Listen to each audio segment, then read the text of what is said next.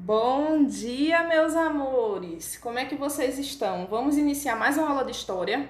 Bom, vamos continuar hoje falando sobre o continente americano, mas a gente vai contextualizar de uma forma diferente, tá bom, gente? Eu quero que vocês imaginem, estamos em plenas grandes navegações que aconteceu no século XV e XVI, certo? Espanha e Portugal, as duas principais potências mundiais, desenvolvimento marítimo, certo? Escola de Sagres, em Portugal, as navegações indo de vento e popa, não é isso? Por que isso foi possibilitado?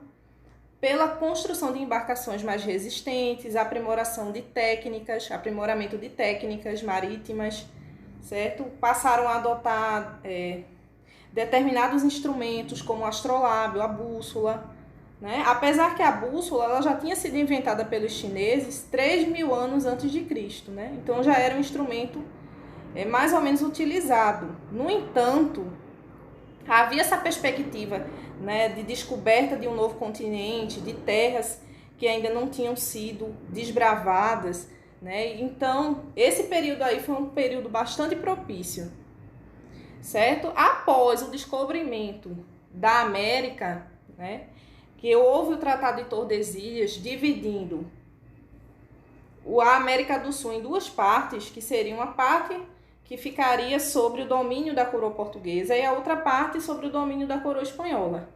Então, a partir de então, né, é que começou a se desenvolver e a surgir essa América espanhola. Então, é sobre isso que a gente vai falar hoje, tá bom, meus amores? Bom, então, houve essa expansão marítima europeia nos séculos XV e XVI, né, que foi o período das grandes navegações, e foram realizadas diversas excursões e incursões a esse novo continente, né?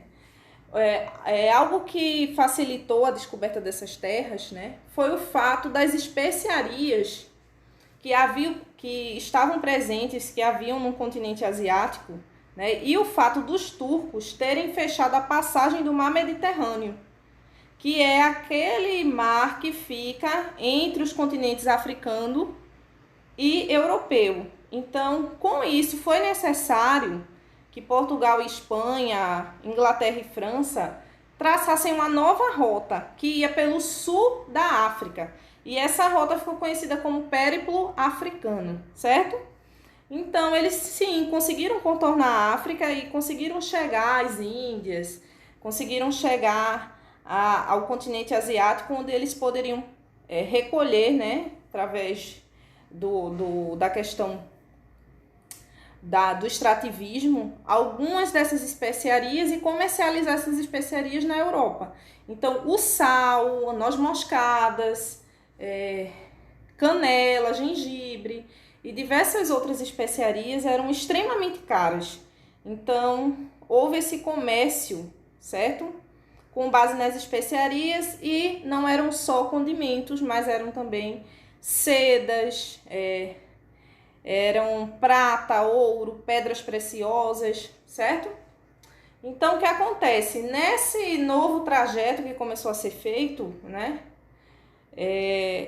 eles começaram a ganhar mais confiança e resolveram desbravar as terras ao oeste, certo? Foi quando eles finalmente chegaram às Américas. Cristóvão Colombo chegou, né, às Américas no ano de 1492, certo? Então, quando chegou aqui, havia diversas sociedades indígenas, né?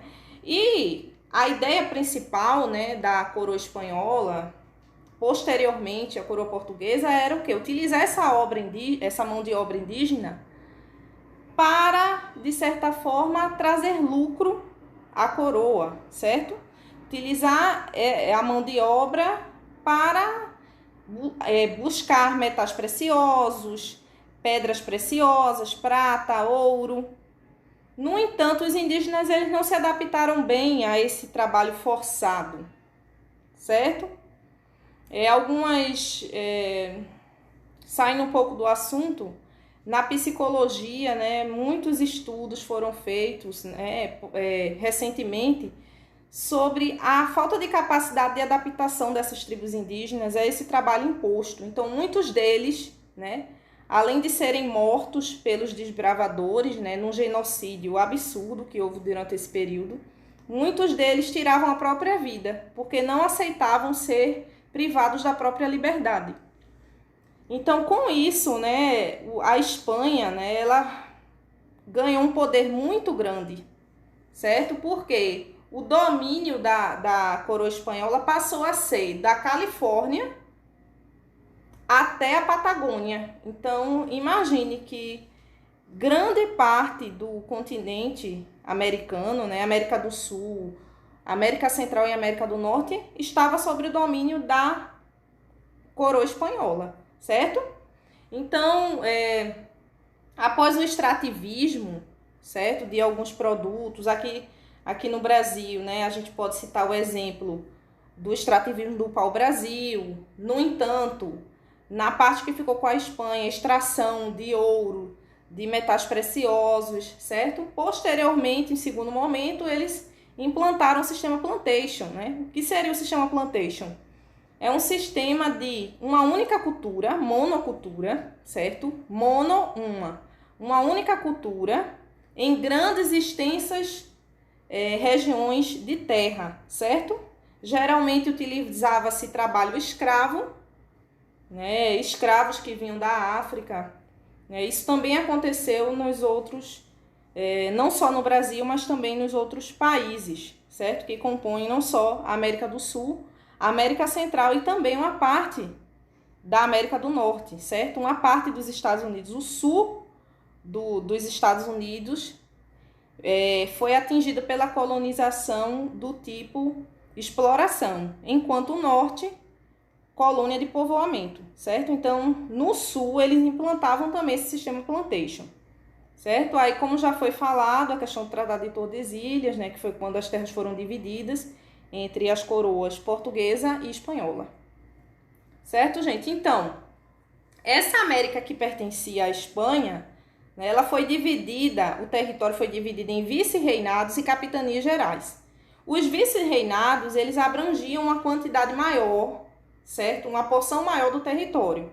Então, foram divididos em 4 vice-reinados, que era a Nova Espanha, a Nova Granada, o Peru e a Prata, certo? Que é mais ao sul, ali onde fica a bacia do Rio Prata, certo? E as capitanias gerais eram Cuba, Guatemala, Venezuela e Chile, certo? Qualquer semelhança não é mera coincidência, né? Posteriormente, alguns desses nomes permaneceram, mas aí não mais com formato de capitanias gerais, e sim como os atuais países, né?